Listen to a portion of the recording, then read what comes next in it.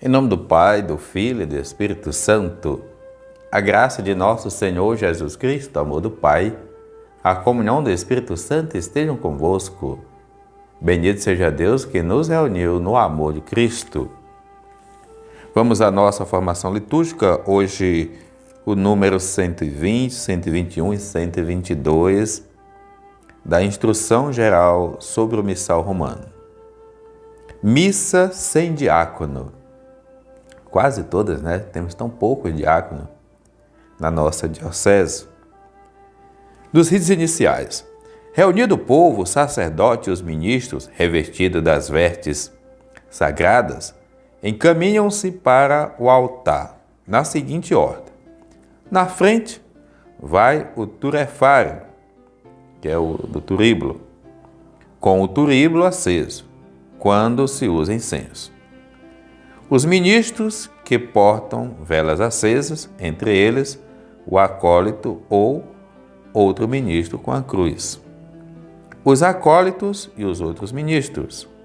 O leitor, que pode conduzir um pouco elevado o evangeliário, não, porém, o lecionário.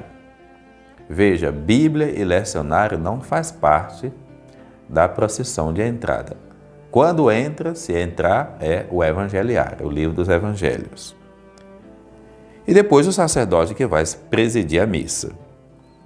Quando se usa um censo, antes de iniciar a procissão, o sacerdote põe incenso no turíbulo, abençoando-o com o sinal da cruz, sem nada dizer. Enquanto se faz a procissão para o altar, canta-se o canto de entrada. Chegando ao altar, o sacerdote e os ministros fazem inclinação profunda. A cruz ornada com a imagem de Cristo crucificado, trazida eventualmente na procissão, pode ser colocada junto ao altar, de modo que se torne a cruz do altar, que deve ser uma só. Caso contrário, ela será guardada em lugar adequado. Os castiçais são colocados sobre o altar ou junto dele. O evangeliário seja colocado sobre o altar. O sacerdote sobe ao altar e beija-o em sinal, sob o altar, o beija em sinal de veneração. Em seguida, se for oportuno, incensa a cruz e o altar, contornando-o. Em seguida, o sacerdote dirige-se à cadeira. Terminando o canto de entrada e estando todos de pé, o sacerdote e os fiéis fazem o sinal da cruz. O sacerdote diz, em nome do Pai, e do Filho, e do Espírito Santo, e o povo responde, Amém.